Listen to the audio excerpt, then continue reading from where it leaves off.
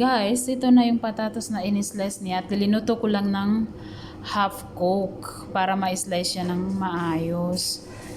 Tapos ngayon, may seasoning tayo dito. Nalagyan ko ng garlic powder, oregano leaves powder, at saka asin. May olive oil tayo, di ba?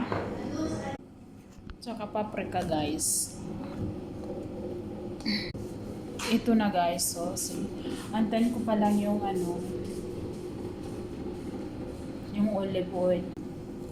Guys, linalagyan ko ng olive oil para may lasa siya.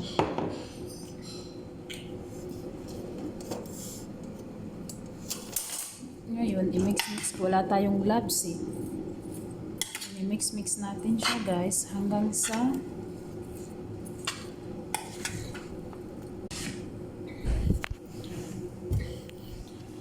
ito na siya, guys. Nahalo-halo ko na yan.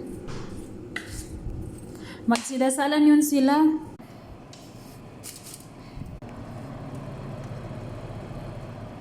Maandar. Ito na siya, guys. Ay, naku, lumabo.